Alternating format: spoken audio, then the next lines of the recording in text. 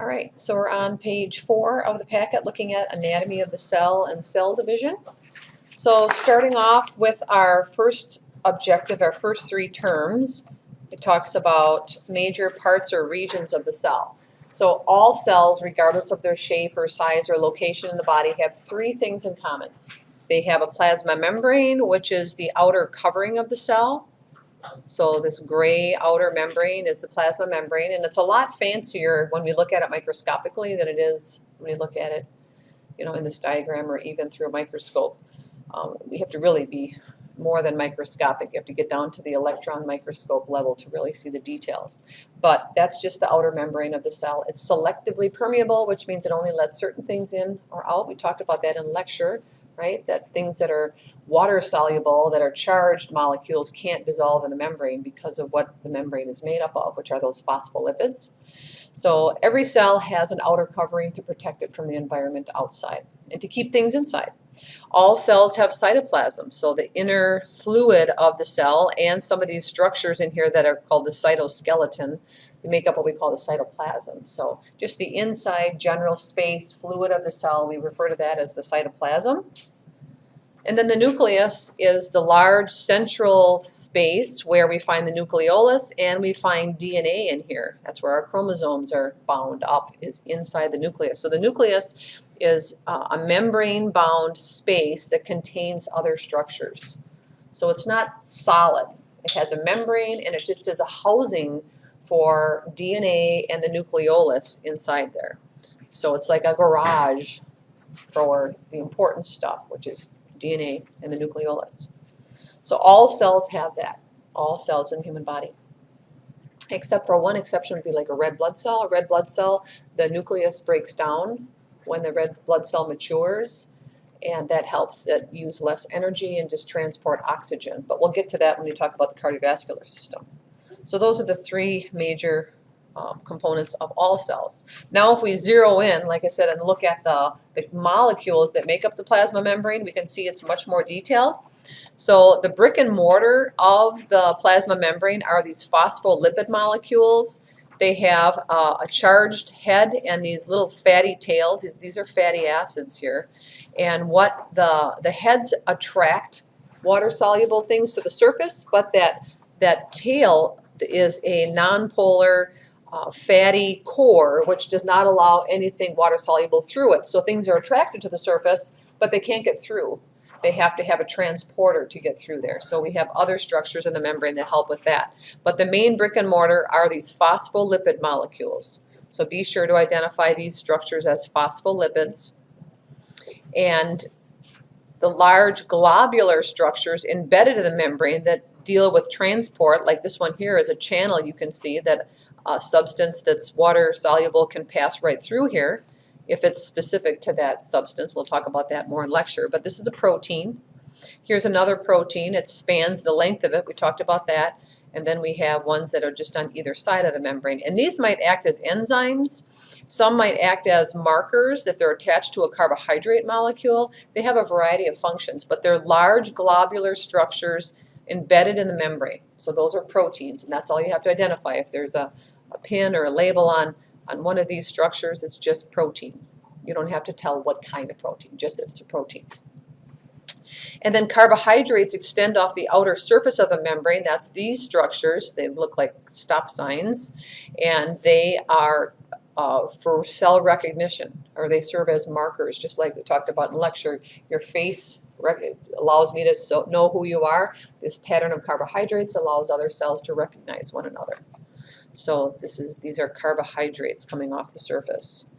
And then in the middle of the membrane are these cholesterol molecules. They provide some stiffness to the membrane because the plasma membrane normally has a very fluid nature. So if you look at this structure here, this model, I need to look at my camera to see if I'm showing it on the camera. Okay, so if we look at this, it has a really fluid nature to it, doesn't it? Because it's these phospholipids, it's like an oily, layer. So without cholesterol embedded in there, our plasma membrane would break down. It would fall apart and all the contents would spill out. So what these carbohydrate molecules do not carbohydrates, sorry, cholesterol, what they do is they provide some stiffness to that membrane so it doesn't break apart. So we need cholesterol for strengthening the plasma membrane. Some people say, oh, we don't need cholesterol in our diet, it's bad for you. Well, some cholesterol is important. It's important for making certain hormones, estrogen, testosterone, progesterone. Those use cholesterol as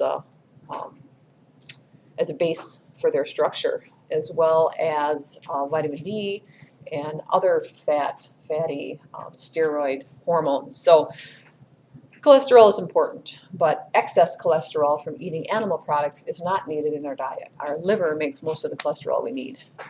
So that's found in the core of the membrane. So those are the four major pieces of the plasma membrane that you need to identify and understand their function. Okay, so it provides, stiffness to the membrane, cholesterol, structure of the membrane, phospholipids, and then proteins, different structures. They can act as enzymes or channels in the membrane, and then the carbohydrates, again, are cell recognition. Then we look at the different extensions coming off the plasma membrane. So there's a couple of different kinds. The flagellum is just a long whip-like extension coming off the cell, and its job in the human body is to propel the cell forward. And there's only one cell in the human body that has a flagellum, and that is what? The sperm cell. Yep.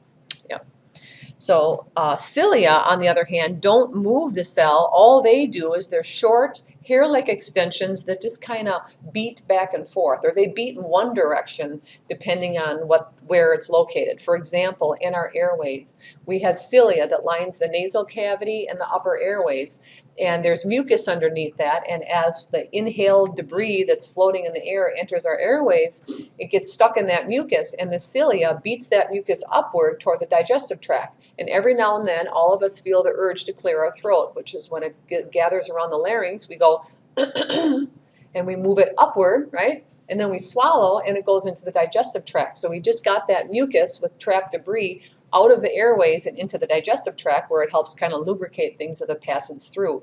So cilia are very important for keeping our airways clean. Now, if a person is a smoker, what happens is that chronic exposure to cigarette smoke damages those cilia, and they're no longer functional. So what happens to the mucus that's trapped with debris from the air and from the cigarette smoke and anything else? Where does that mucus settle with gravity? Keeps going down, ends up in the lungs. So people that are smokers have chronic coughs because they have all that debris. That's the only way they have left to clear their airways. And as a result, a non-smoker gets a cold, they're sick for a couple of days, all that mucus production, they're coughing it up, the cilia is doing its job, and they recover from that cold. But a person who's a smoker, they end up with bronchitis and missing work and antibiotics because that mucus can't work its way up, it settles in the lungs and gets infected. So people who are smokers have, more loss of work, it's more expensive to the, healthcare system because sinus infections are increased, same thing, they, have excess mucus production and they can't clear those sinuses either, and then nasal cavity, and they end up on antibiotics and sick more often. So it's, to our advantage to keep our airways healthy so those cilia can do their job. And then lastly are the microvilli. And the microvilli are these little extensions, little pinching up areas of the plasma membrane just to increase surface area. Because if you think about, look at the cell model that you have, in front of you, this one here. If a nutrient is passing by this cell, and this job of this cell, say this is a columnar cell, let's say it's lining the digestive tract and it needs to absorb nutrients that are passing by. If this plasma membrane was just straight across, there'd be less time for that nutrient as it passes by to be absorbed into that plasma membrane and enter that cell. But by having these little extensions, there's more surface area for those nutrients to come in contact with, and it increases absorption. So the job of microvilli is just increasing surface area so absorption can occur. So they don't move, they just increase the surface area, microvilli. Cilia beat in a direction to move substances, and again, flagella actually moves the cell. It's the only one that moves the cell. Okay, so now the next couple of terms here under objective number 4 starting with the smooth ER. These are all organelles that you need to know, and this cell model is a good representation of those structures. And you have to not only know the name of the cell part, but you also have to know the function. So just know a brief function for each one of these, and that's going to help you for the lecture portion as well. There's a little overlap here.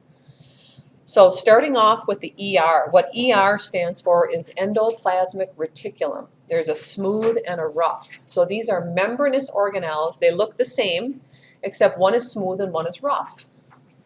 So if I look in this cell model, I can see these two membranous structures are the same. They're both blue. I can see this one is smooth, this one is rough. So the rough ER is rough because it has ribosomes attached to the surface. And if we jump ahead to the next objective, ribosome, what ribosomes do is they make protein. And they're small globular structures attached to the rough ER or freely floating in the cytoplasm. Here, if you look closely, you can see these little orange dots here in the cytoplasm. Those are ribosomes. Now, this particular model, someone who made this model either had too much coffee or had an essential tremor because it's real squiggly and they're supposed to look like little separate globular structures, not blended together. So they weren't very well represented on that model. But you can see them on the surface of the rough ER, and you can see them floating in the cytoplasm. Their job is to make protein. So ribosomes make proteins. So that sounds kind of generic. Who cares, right? Well, what are some important proteins in the body? Hemoglobin is a protein that transports oxygen. Ribosomes make hemoglobin. Insulin is made by cells in your pancreas. And what organelle in the pancreatic cell makes insulin?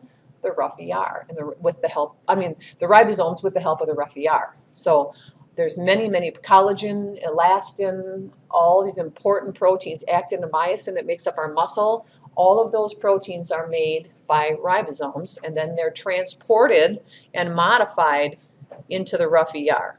So the function of ribosomes is to make protein, and the function of the rough ER is to modify and transport those proteins inside the cell. So the rough ER essentially helps the ribosomes get the job done, because when those proteins are made, they're not complete and ready to be used yet. The rough ER has to take and transport and modify them a little bit structurally. And then they are transferred over to the Golgi apparatus, which is out here, these red structures. This one has been sliced, this one has not. So the Golgi apparatus will take those little vesicles that contain protein from the rough ER, take them in, package them, modify them to their final form, package them, and send them out to the cell for use by the cell or to be exported from the cell and travel on maybe into the bloodstream and go somewhere else, like in the case of insulin. We have to use that all over the body.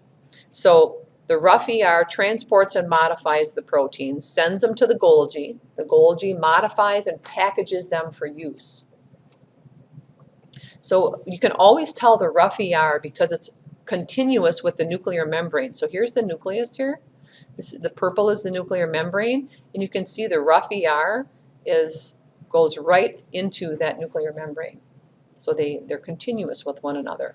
So here's the rough ER on the other side. It's been sliced to show its inner membrane. It doesn't show the ribosomes on the surface. I kind of wish it did, because this is the rough ER also. You're only going to find the rough ER right attached to that nuclear membrane. The smooth ER is usually out away from the nucleus. And because it doesn't have ribosomes attached, it's not associated with proteins, but its job is to manufacture lipid molecules. So a lipid molecule would be something like a fatty substance, like a hormone, for example. Like estrogen, testosterone, cholesterol, those are all fatty substances. They would be made by the smooth ER in those particular cells. So I said the liver makes cholesterol. Well, the liver cells have lots of smooth ER to make that cholesterol. Okay, so we talked about the smooth ER, just here, manufacturing lipids. And it has other functions too. It detoxifies, breaks down products in the cell also, but manufacturing lipids is a nice description for it. The rough ER we talked about, Golgi deals with packaging proteins, and it also works with the smoothie R, so it also will work with lipids as well. It's not specific to proteins. The Golgi is kind of just the packaging and shipping department of the cell factory. And all of these structures, these round little structures that are coming off of one of these membranous organelles, these are called secretory vesicles. It's just a generic term. It just means it's a little pinched area of a membrane from an organelle, and it contains something for use either inside or outside the cell. We call it a secretory vesicle. If that secretory vesicle happens to contain a digestive enzyme, and that enzyme would have been made by the rough ER, because all enzymes are proteins, we talked about that in lecture, then we call it a lysosome. So when you take the lab exam on this, the lab exam question might say, name this structure that contains a digestive enzyme.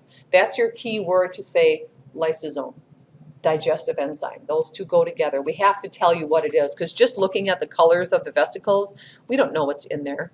We'd have to add, the lab exam question would have to tell you what's in there so you would know it's lysosome.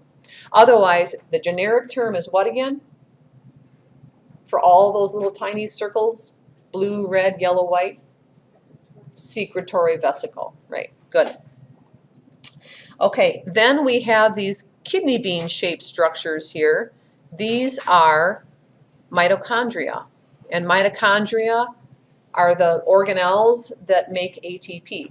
So during cellular respiration, metabolism, which we'll be talking about next week, their job is to make ATP energy, which is the fuel for our cells. So mitochondria. And this one has been sliced, so you can see it has an inner membrane there. This one is a whole mitochondria. And then we have centrioles. Centrioles are involved in cell division and mitosis, which we'll talk about in the next part of today's lab. And these create a spindle which chromosomes attach to, and then it pushes chromosomes to the middle during metaphase and pulls them apart during anaphase. They're called centrioles. They kind of look like those Mexican treats called churros. Have you seen those? Those are kind of tasty. Or the little licorice, short little licorice bites kind of look like that. Those are the centrioles. And they usually are found in pairs but they'll double in number when we enter mitosis, and each pair will go to each end of the cell. So that covers all the organelles that are listed under objective number 4 in the lab packet. So we'll move on next to the parts of the nucleus. So a cell in interphase, which is just the resting phase between cell divisions, is when it's actively doing its thing, you know, metabolically alive and doing whatever its function is, whatever cell it is. So the parts that we identify in a cell in interphase, there's a visible nucleus with a nuclear membrane. So on the lab exam, be sure you read the question carefully and see if it's asking for nucleus, which would be a structure, or if it says be specific and the pin is here, or the letter, or whatever your test format is, then it would be nuclear membrane. Because the nuclear membrane is not selectively permeable like the cell membrane is. It has little holes and things can come through it and pass in and out depending on what the needs of the cell are. So this is the nuclear membrane, and it has pores in it. Inside the nucleus is this smaller nucleus, and the word for a little nucleus is nucleolus. So that little ball in there is called the nucleolus, and its job is to make ribosomes. So it makes the ribosomes that will attach to the rough ER or enter the cytoplasm and, you know, make proteins out there. So that's the nucleolus. And then chromatin, can you see these little squiggly lines inside here? Well, remember I told you that nucleus, its job is to house chromosomes or DNA. So chromatin is just simply loosely coiled DNA. Kind of looks like spaghetti. That DNA is not coiled up to look like a chromosome yet. It's just loosely bound, thread-like structures in the nucleus. We call that chromatin. So there's a lot of word soup in today's lab. There's chromosome, chromatid, and chromatin. So chromatin ends with an N, and think of it like noodles, like just a pile of spaghetti in a resting cell. So if we zero in on that chromatin right before that cell gets ready to enter mitosis, that chromatin starts to tightly coil like a spring or like a slinky, and it's DNA. So the DNA twists, right, and condenses and forms what we call a chromosome. So this, and then it doubles. So we have a set to go one direction, another set to go the other direction during mitosis. So each new cell has a complete set of chromosomes. So normally they look like one coiled strand, but after it replicates in interphase to get ready for mitosis, replicate means to repeat, we make a copy of DNA, then we have two strands of DNA that are exact copies of one another. We call each side of this X a sister chromatid. So each side of this is called a sister chromatid, exact copy of one another, and it's DNA. It's all about DNA. And they're connected together by a centromere. That little red dot, it's a centromere, and it holds sister chromatids together. And these sister chromatids during mitosis are going to be pulled apart at the centromere, and one is going to go each direction, and then those two new cells will form. So we have the centromere, which connects the two sister chromatids together, and the whole thing, the whole X-like structure, is called a chromosome.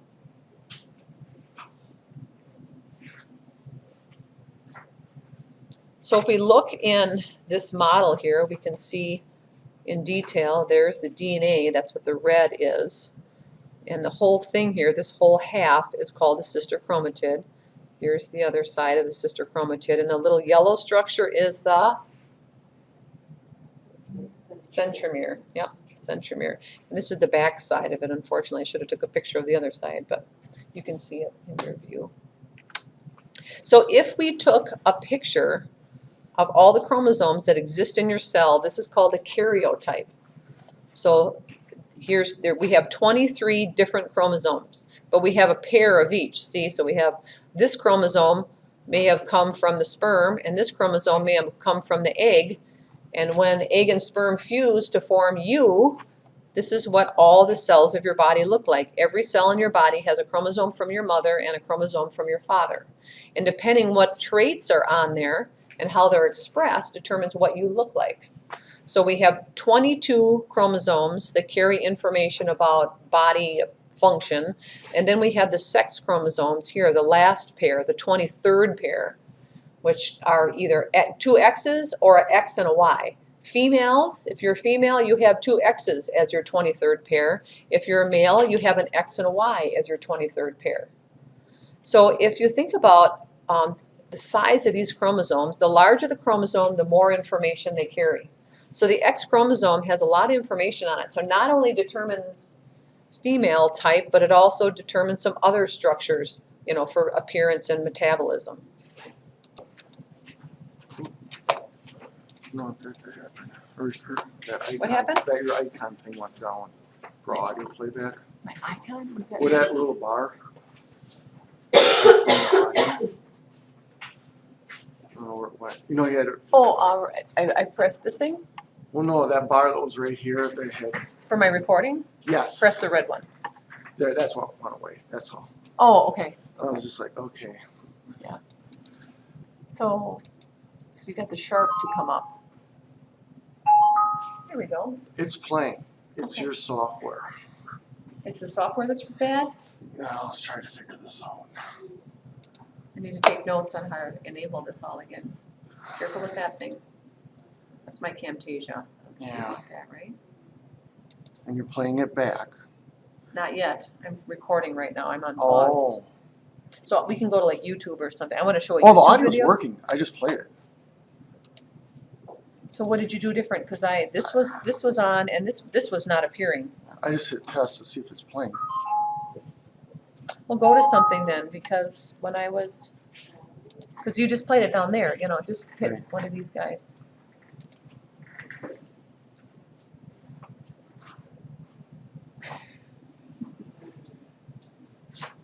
Yeah, there we go. See, there's not a. Oh wait, there it is. Okay, so what did you do different? Because All I did was try to make sure you're getting audio here. You know what I mean? Just to verify that it really was playing something.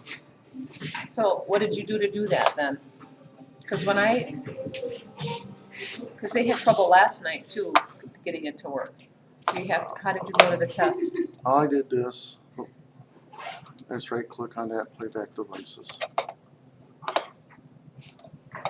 Now, the thing is this was not appearing. Well, Before you came. I just reset that. That's with this monitor. Okay, And it was, how did you reset that? I unplugged it, the computer saw it again, because it's not turned on. Where did you unplug it? Down underneath here, I unplugged the Cat5 transport, but that has nothing to do with your audio. Okay, because that's the only thing that was different. I thought I had this one when I Yeah. unplugged it. That's right. I go, how come the screen didn't go away? Then I realized, oh, there's a Okay. second monitor, but that monitor's not on. So if it would have turned on, it would have came up. And all I did was, I enabled it just Oh. to make sure audio was working, in the Okay. computer, Uh-huh. and then I just disabled it again. And I went right back to where it's supposed to, is right there. And then I just right-clicked on it, test. And it's playing, so. I just hate to have everybody coming down here every time. I don't know what to tell. That's all I did. To be Yeah. honest with you, I really So did. you went here and did you say you right-clicked on this? Yep. And then you went to well, right-click? playback devices, Okay, and I just made sure it was on. okay. This is the default Okay. one. All right, I'll write that down so I at least have that information. I mean, that's what I really didn't do. You know what I mean? Per se, I Yeah. really didn't do any Yeah, magic thing. right, but you had to right-click and Right. I test just it wanted. to I get it just to wanted to go. see if it played. Yeah. Because like I said, all this was in place. This was on, that was on, Yeah. this was here, and it wasn't playing. I can't. You saw what I did. I Right. really didn't do anything. So. Yeah, well, you did something because it's working now. It wasn't Well, like I before. said, it might have just been You hung. get lectured. I don't know if it was just hung up or it didn't come up quite right. I was thinking it might have happened. There's can you bring that up and it shows it's going to the speakers. And that one they just log off, log back on, and fix it again.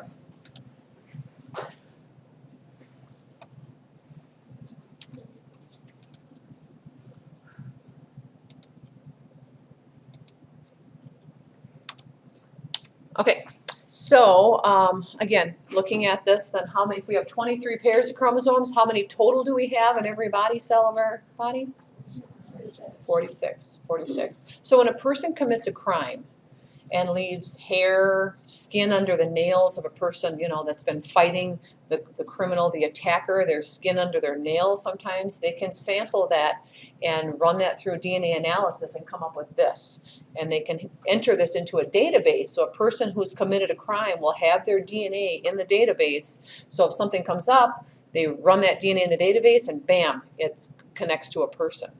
So this is very useful information, at crime scenes. And that's why it's important that if a person, especially, female, has been sexually assaulted or raped, that she be seen right away, go to the ER, and they'll gather evidence, because if she waits a month, that evidence is not going to be there, and then there's less likely to be able to identify that person, or maybe she knows the person.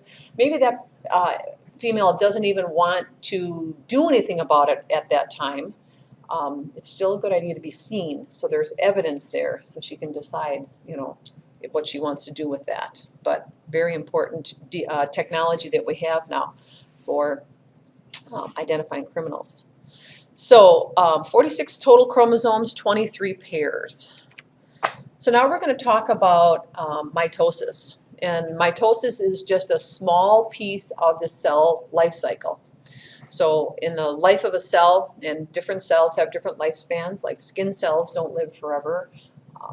We make new ones. The cells that make up our bones are replaced, and we make new ones. We replace our skeleton about every 10 years. We replace our skin about every month. Brain cells, they don't replace themselves. We get what we get, and when they're gone, they're gone. So we know that certain activities kill brain cells, right? Alcohol kills brain cells, marijuana kills brain cells. So we know that over time, people that are chronic abusers of some substances have poor brain function as they age. And I've seen that as a nurse, especially with alcohol, that people get an alcohol-related dementia when they're in their 60s and 70s. They start to forget and, are not as able to take care of themselves because of those loss of brain cells. Okay, so most of the life cycle you can see in purple here is interphase. That's when the cell is just doing its job, keeping you alive. Then, if it's a skin cell and needs to be replaced, or let's say you cut yourself or you break a bone and you need to repair and replace those cells to be back functioning again, then it enters into mitosis, and that's what the M phase stands for, is mitosis, the dividing phase, where you have one cell and it makes an exact copy of itself. So the DNA makes a copy, all those chromosomes double in number, and then that one cell pinches into two, and you have two brand new cells, exact copies of one another. And then that small end of mitosis is cytokinesis, when the cytoplasm pinches off and you have two new cells. So you have to be able to identify the different phases of mitosis. So I have a nice little animation here that kind of runs you through the different phases.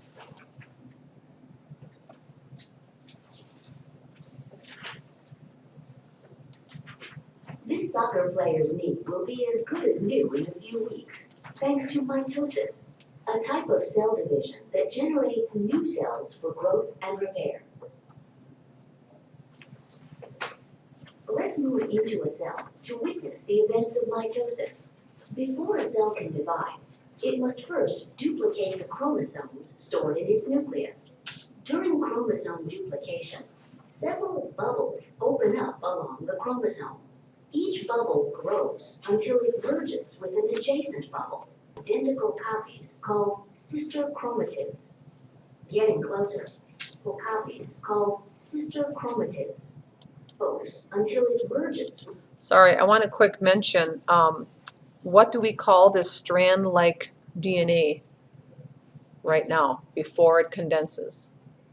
What do we call this? Do you remember? Anybody? Chromatin. Chromatin. Okay, it's going to become a chromosome, right? So this is chromatin. I'm going to make sure I'm recording still here.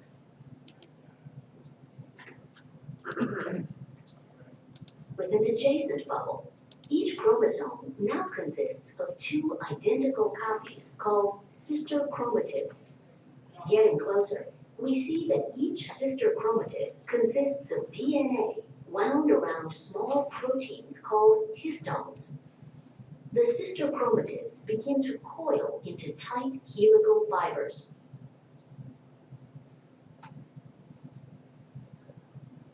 Outside the nucleus, centrosomes that duplicated earlier move away from each other to opposite sides of the cell. Microtubules extend from the centrosomes, forming the mitotic spindle. Back in the nucleus, the DNA forms loops, becoming more compacted. These structures fold back on themselves, eventually condensing into a shorter and thicker chromosome consisting of two sister chromatids. As the chromosomes continue to condense, the nuclear envelope breaks up. The array of Now that process where we see the nuclear membrane broke down and the chromosomes become visible, that's classic prophase. That's a signal to you if you look in the microscope. This is a cell in prophase. There's no nuclear membrane. I can't see that little dark spot of a nucleolus anymore, and I'm starting to see strand-like structures. Now they're not organized yet. They're just kind of clumped in the center in a little ball of strands, but this is prophase, very classic prophase, no nuclear membrane. No microtubules is now extensive, and the chromosomes are fully condensed. And another thing I want to mention, what do we call these structures? What organelles are those? They call them centrosomes, but we separately, each one is called a centriole, right, centrioles. And they secrete this little protein called a spindle. And sometimes during cell division, when sperm and egg come together and that last cell division happens inside that egg, sometimes this spindle is brittle, and instead of pulling chromosomes apart, it breaks and leaves an extra chromosome behind. And some people end up with 3 chromosomes in their body cells because this spindle broke during cell division. And that's what causes what's called Turner syndrome, which is the extra X chromosome, and Down syndrome, which is an extra chromosome number 21. And there's a number of other conditions as well. Spindle fibers from each pole attach to protein structures located at the centromere of each sister chromatid. As the chromosomes are bound by spindle fibers from opposite poles, they move first one way and then another.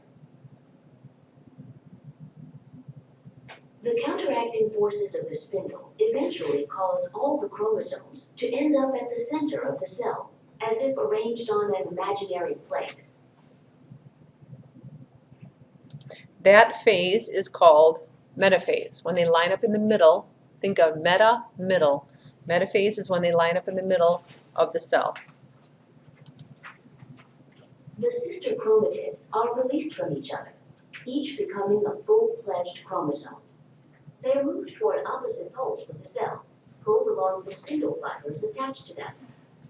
At the same time, overlapping spindle fibers that are not attached to chromosomes continue to lengthen. So now if we look at this, they're being pulled apart, right? The sister chromatids are being separated. So anaphase means apart. We're pulling those chromosomes apart. So you're going to see little dark chromosomes on either end of the cell. And notice how the cytoplasm is just starting to pinch inward. This is the beginning of division of the cytoplasm, which we call cytokinesis. So we're going to start to see that in anaphase, that little pinching in. Pushing the poles farther apart. Once the chromosomes arrive at their destination, they become less condensed. Now we see this figure 8 appearance. See how it looks like two separate cells almost? That cytokinesis is really continuing here. This is a classic picture of telophase. We still see visible chromosomes. We don't see a nuclear membrane reappearing yet, but we see this figure 8 appearance. Classic telophase. And again, what do we call this process? Division of the cytoplasm? Yes, cytokinesis. Two new nuclear envelopes form, completing mitosis, the division of one nucleus into two genetically identical daughter nuclei. The cytoplasm divides by the process of cytokinesis, forming two separate daughter cells. In your body, millions of cells divide every second, providing new cells for growth and for repair of damaged cells. So if you think about it, mitosis really is happening continuously, especially for people during the growth period in infants and children. Mitosis is constantly occurring. And in adults, it's occurring while we're replacing our skin and body cells. Or I'm sorry, our skin cells, cells of the digestive tract, and so on. So just to recap then, interphase is the non-dividing phase. What do you see there? I see the cell membrane. There's a bunch of cells here. Here's the cell membrane. This dark outer is the cell membrane. Here's the nucleus. I can see a dark visible membrane, and those little dots in there, those dark dots, those are nucleoli. So some cells have more than one nucleolus. Here as well, I can see a dark nuclear membrane and a nucleolus. So I know this is interphase. It's the non-dividing phase. It's not entering mitosis. Now we have this nice model here that you might see in the lab exam. Be sure that you can recognize the different phases. Here's again interphase. I can see a nucleolus. I can see a nuclear membrane. Again, nuclear membrane, nucleolus. It's starting, but the chromatin here is starting to condense and form chromosomes, right? Here the chromatin is just this loosely bound, thready stuff. Here the nuclear membrane is breaking down, and I can see visible chromosomes. So now I know I'm in prophase. Here it's continuing prophase. Now they're lined up in the middle because of that spindle pushing all those chromosomes to the center. That's metaphase. So this is the fifth one here, metaphase. And then 6, 7, 8, all three of these are anaphase because they're being pulled apart. Those chromosomes are being pulled apart. And then telophase, I've got that nice figure 8 appearance, and everything's starting to reappear again. So this would be late telophase in this particular model. So be sure that you review these models and you can identify the different stages and what's going on there. So here's just a picture from your textbook showing the same thing. So we're starting here. So we can start to see interphase, early prophase, the membrane starting to break down. We can see visible chromosomes. Here would be classic prophase. Metaphase are in the middle. Anaphase are being pulled apart. And then telophase again with that nice figure 8 appearance. So notice what I have in red here. The strict definition of mitosis, which you might see on the lab exam, is mitosis is division of the nucleus, because we're breaking down this membrane and dividing those chromosomes into two different cells. So know that definition. Mitosis is division of the nucleus, and cytokinesis is division of the cytoplasm. Okay, so two definitions. Be sure you know that, those simple definitions. So in a microscope slide, can you see how this is prophase? So we can see the you can see the cell membrane, but there's no nuclear membrane, and I can see visible chromosomes, those thin kind of hair-like structures. That's classic prophase. Metaphase, I don't see a nuclear membrane. I can see the cell membrane here, but see how the chromosomes are lined up in the middle? And I can even see the spindle being formed there, pushing them to the middle. Same thing here. Here's the chromosomes lined up in the middle, and there's that spindle. Anaphase, they're being pulled apart. I can see that space in between there as these chromosomes are being separated. Those sister chromatids are going in opposite directions. So again, there's another cell in anaphase. And telophase, I see that nice figure 8 appearance. I can see the chromosomes are on either side, but the nuclear membrane hasn't appeared yet. So I know that this is definitely a cell in the middle of telophase. Again, looking for that figure 8 appearance. So what I recommend is in Blackboard, we have a nice little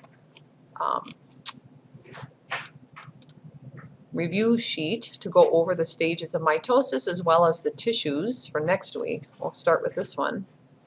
So if you open this up, there's a little quiz here, and you can practice identifying, and at the end is an answer key. So I recommend that you go through those and see if you can identify the different phases. And that concludes the cell membrane, cell structure, and mitosis lab.